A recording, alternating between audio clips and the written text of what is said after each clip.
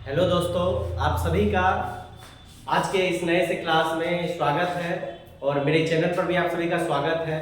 तो जो भी मेरे दोस्त हो या जो भी मेरे बच्चे हैं जो मेरे इस चैनल पर नए हैं, तो सबसे पहले वो मेरे इस चैनल को लाइक, शेयर और सब्सक्राइब जरूर कीजिएगा, क्योंकि आप लोग के सब्सक्राइबर से क्या होता है कि मेरा थोड़ा सा हौसला बढ़ता है। तो इसीलिए आप लोग सब्सक्राइब करना नहीं भूलें।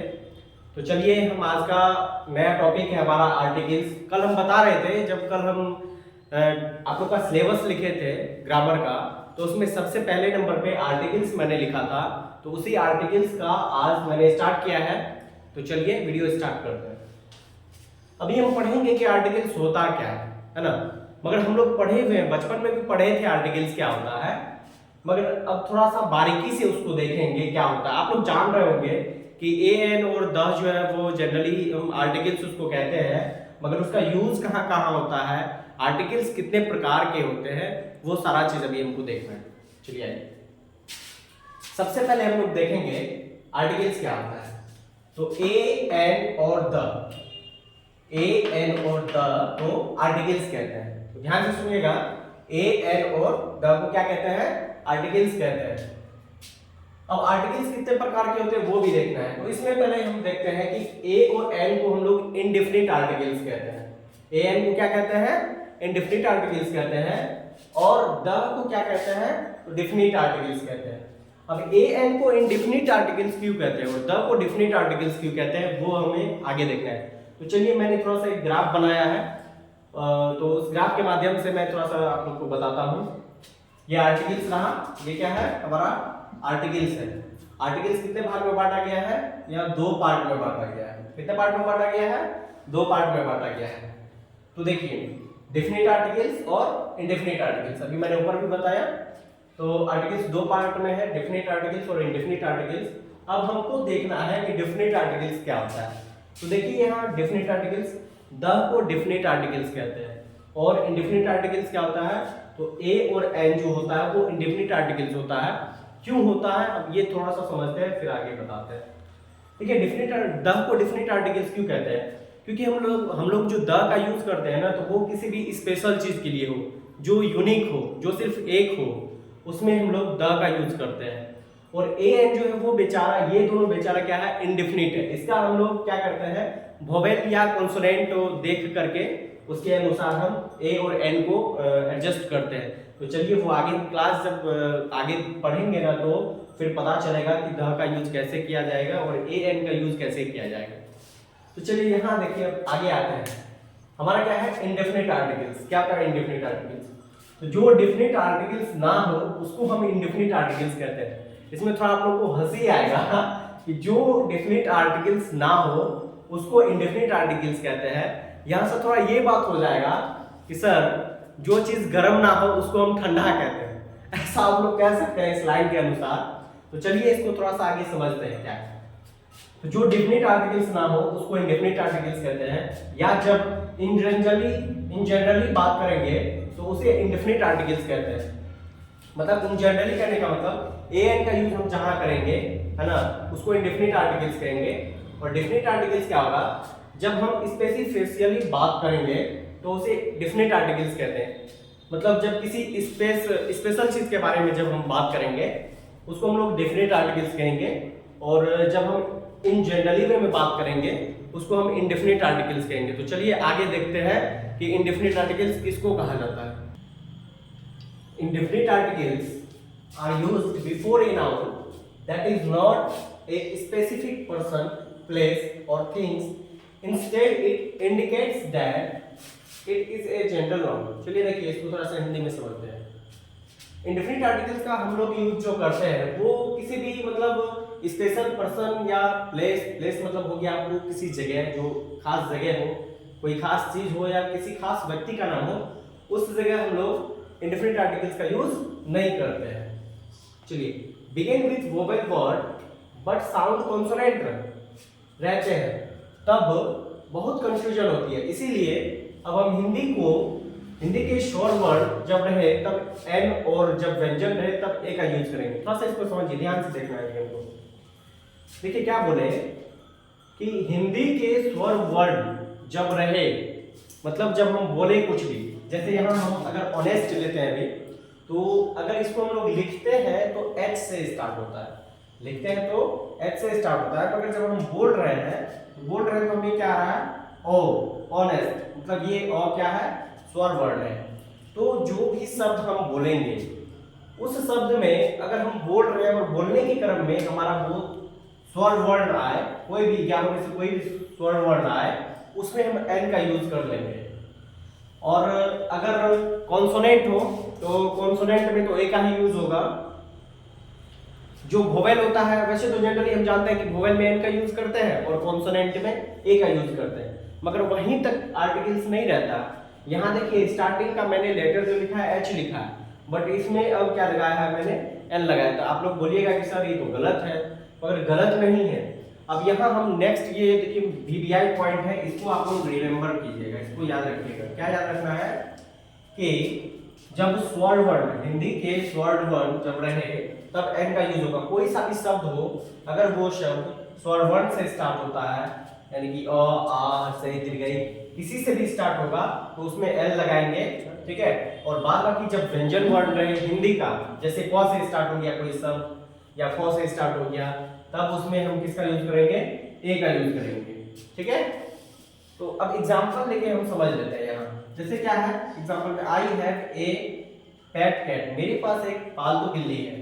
तो यहाँ देखिए ए लगा है। अब ए क्यों लगा है, क्योंकि ये जो है पी लिखा हुआ है, और हम यहाँ हिंदी में ही ले लीजिए, इंग्लिश को मारिए बोलिए भी, हिंदी का अगर व्यंजन वर्ण ही लेते हैं तो ये इस पे भी क्या लिखा जाएगा, प लिखा आएगा।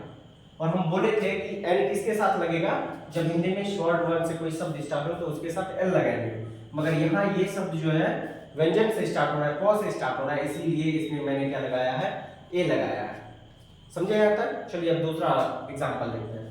यहाँ फिर क्या है, an aeroplane is flying in the sky, एक हवाई जहाज है जो कि आकाश में क्या करता है, उड़ता है। इसमें मैंने क्या लगाया है, एन लगाया है। एन क्यों लगाया है, क्योंकि इसका वर्ड जो है वो, वैसे तो ये वोवेल ये ए है, मगर हिंदी के भी अगर स्वर वर्ण के भी तरीके से हम लगाते हैं तो इसमें अ का मेरा उच्चारण होगा, जो कि अ क्या है, एक स्वर वर्ण है, तो इसीलिए इसमें मैंने क्या लगाया है, एल लगाया है।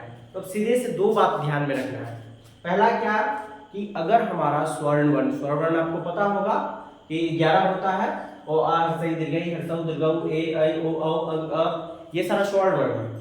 तो हम कोई भी शब्द अगर लिख रहे हैं या फिर बोल रहे हैं, अगर हमारा उसमें स्टार्टिंग जो होता है स्वर्ण वर्ण से होता है, तो उसमें हमको आंख बंद करके एन लगा देना है। और जो हमारा व्यंजन वर्ण से स्टार्ट होता है, कोई सा भी वर्ण, जैसे ले लेंगे हम अभी कार ले लेंगे, तो इसमें हम एन नहीं लगाएंगे। क्यों? क्योंकि इसका जो फर्स्ट लेटर है वो क्या लिखाता है, सी, यानी कि अगर हिंदी में भी लिखेंगे तो क्या लिखाएगा, सौ या फिर क। तो इसमें ये दोनों क्या आ जाएगा, व्यंजन वर्ण आ जाएगा।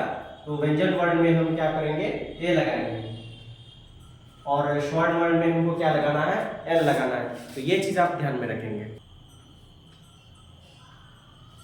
चलिए आगे देखते हैं अभी क्या है, यूज ऑफ एन। अभी तक तो हम पढ़े ऐसे ही पढ़ लिए, मगर अब सही तरीके से बताते हैं, जो इसका नियम है, नियम के अनुसार ए एन का यूज करेंगे उसको देखते हैं।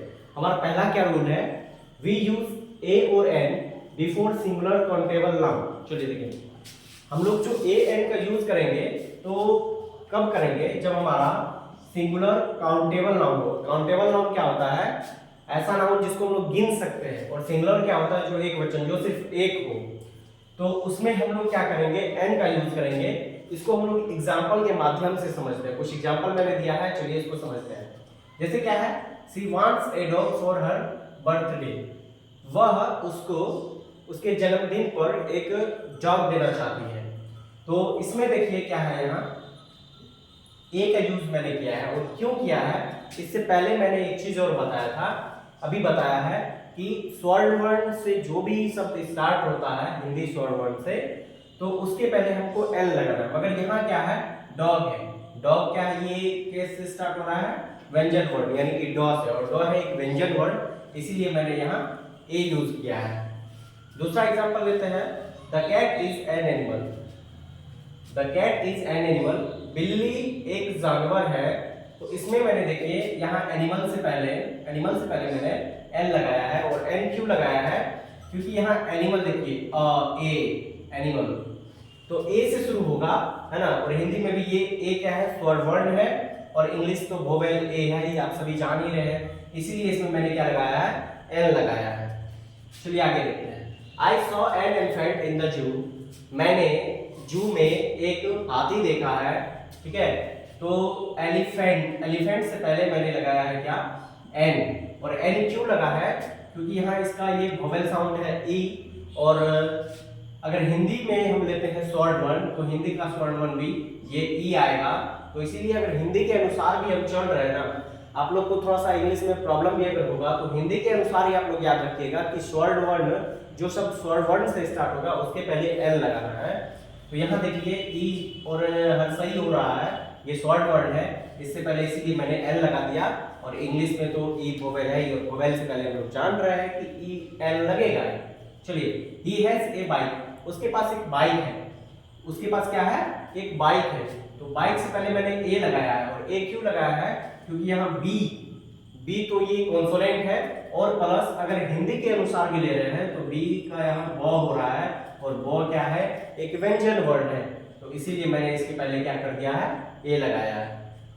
चलिए दूसरा रूल देखते हैं। अच्छा, यहाँ तक उम्मीद करता हूँ कि आप लोग को समझ में आ गया होगा।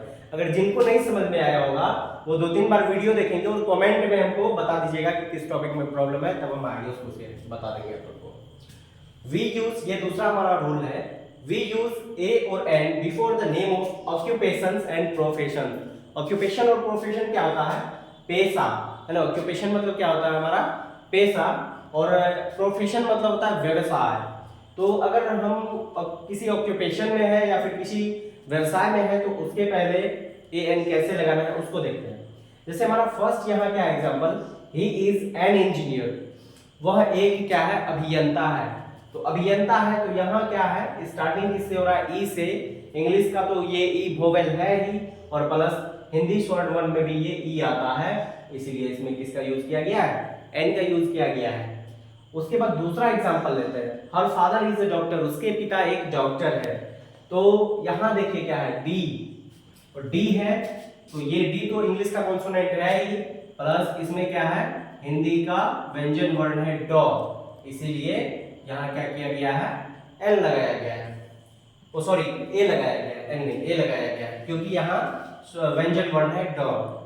फिर क्या है, सी इज ए टीचर, वह एक शिक्षक है। तो वह एक शिक्षिका है, होगा यहाँ सी लगा हुआ तो शिक्षिका है। यहाँ क्या है, ए का मैंने यूज किया है, क्यों किया है, क्यों किया है, आप लोग ही थोड़ा बता दीजिए क्यों किया है। चलिए हम बताते हैं क्यों किया है, क्योंकि यहाँ इंग्लिश का कॉन्सोनेंट है टी, और प्लस अगर इसका स्वर्ण वर्ण के अनुसार हम लेंगे तो स्वर्ण वर्ण में तो ये है नहीं, ये व्यंजन वर्ण में है, तो ठीक है, या तो या तो, इसीलिए इसमें मैंने किसका यूज किया गया है, इस ए का यूज किया है। तो देखिए अभी तो ये ट्रेलर है, अभी तो ये क्या है, ट्रेलर है, और पिक्चर अभी देखना बाकी है। तो आगे का जो भी फॉर्मूला है, 3 या 4 और फॉर्मूला होगा, वो मैं आगे के वीडियो में बताऊंगा। तो आज के लिए इतना ही, फिर मिलता हूँ नेक्स्ट वीडियो में। सो थैंक यू, जय हिंद।